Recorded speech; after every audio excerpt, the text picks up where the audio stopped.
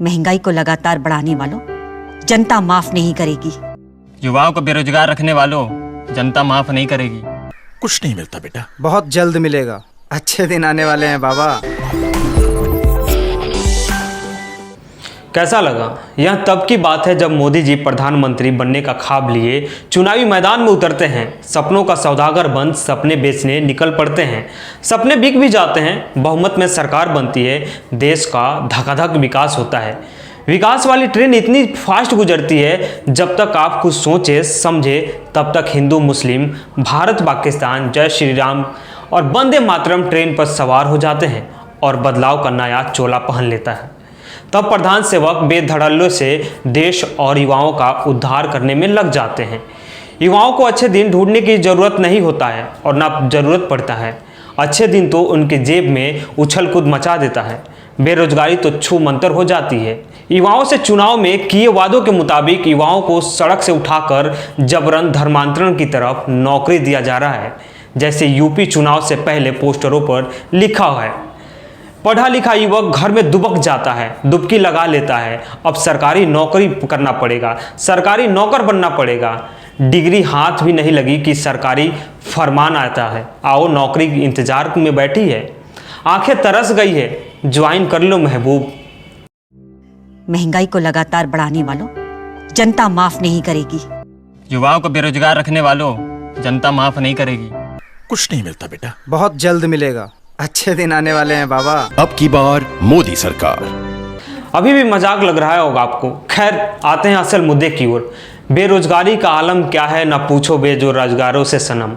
इसका एक नमूना देखिए। पश्चिम बंगाल की राजधानी कोलकाता में एक सरकारी अस्पताल में शवों को संभालने के लिए भर्ती निकलती है, जिसका नाम बदलकर प्रयोगशाला सहायक कर दिया जाता है। यानी कौवे को मोर का पंख लगा दिया जाता है ताकि मोर समझ सके। लेकिन आपको जानकर हैरानी होगा कि 6 पदों के लिए 8000 आवेदकों ने आवेदन किया। इसकी योग्यता 8वीं पास रखा गया, यानी बस नाम लिख सके, थोड़ा बहुत काम चला सके। लेकिन 8वीं पास नौकरी की होड़ में आप कल्पना भी नहीं कर सकते हैं कि कौन कौन लोग शामिल हो गए, उस दौड़ उस रेस का घोड़ा बन गए। नील रत्न सरकार चिकित्सा कॉलेज में भर्ती के लिए 100 इंजीनियर, 500 पोस्ट ग्रेजुएट, 2200 ग्रेजुएट आवेदन करते हैं। अस्पताल के अधिकारियों ने बताया, आवेदकों में से 84 महिलाओं समेत 784 लोगों को लिखित परीक्षा के लिए बुलाया जाता है, यानी बाकी लोगों को योग्य नहीं समझता है। अधिकारियों ने यह भी बताया, बाकी लोग योग्यता के हिसाब से ज़्यादा पढ़े लिखे थे। अस्पताल प्रबंधक को यह बात समझ आ गई कि अब इंजीनियर साहब से लाश कैसे उठवाएं। बीए और एमए की डिग्री लिए लोग कैसे काम करेंगे? बेहतर तरीका तो यही है, छांट दिया जाए। इस काम को तो परंपरागत तरीके से चलता है। देशी भाषा में कहें तो डोम कहते हैं। नए भारत में प्रयोग तो लाजिमी है। अब डोम कहने पर कोई आवेदन कैसे करता? नाम बदल दिया जाता है, प्रयोगशाला सहायक कर दिया जाता है। सौगंध मुझे इस मिट्टी की, मैं देश नहीं मिटने दूंगा, मैं देश नहीं झुकने दूंगा। वो चाहते हैं जागे ना कोई, ये रात ये अंधकार चले, हर कोई भटकता रहे यूं ही, और देश यूं ही लाचार चले। अब की बार मोदी सरकार।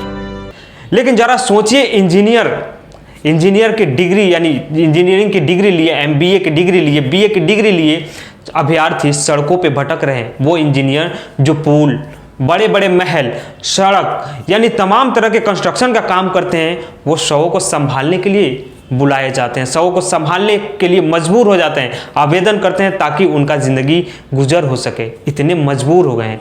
बीए की डिग्री लिए लोग भटक रहे हैं, पीएचडी की डिग्री लिए भटक रहे हैं। ये पहला मामला नहीं है, इससे पहले भी कई बार खबरें आ चुकी है। राजस्थान में आपने देखा होगा, चपरासी की भर्ती के लिए पीएचडी और एमफिल के लोगों ने आवेदन किया था। ऐसे कई जगह कई मामले हैं कि आप देखेंगे कि शवों को संभालने के लिए पीएचडी, एमफिल से लेकर एमबीए, बीए तक के डिग्री लिए हुए लोग शामिल हो जाते हैं, आवेदन करते हैं। तो जरा सोचिए ना कि कहाँ हैं हम, किस सदी में जी रहे हैं? कौन सा नया भारत है जहां पे हम वंदे मातरम, भारत माता की जय के नारे लगाने में मशगूल हैं, यानी व्यस्त हो गए हैं। वहीं सरकार हमारे साथ, हमारे बच्चों के जिंदगी के साथ खिलवाड़ कर रही है।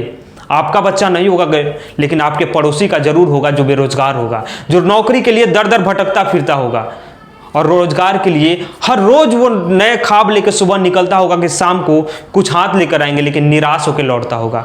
तो सोचिए और वंदे मातरम भारत माता की जय बोलना सही है, लेकिन कब बोलना है? जब पेट भरा हो ना, जब पेट में कुछ अन्न के दाने हो तभी कुछ अच्छे लगते हैं। तो सोचिएगा जरूर, समझिएगा जरूर कि कौन से देश में हैं, कौन सी सदी में जी रहे हैं, कौन सा नया भारत है।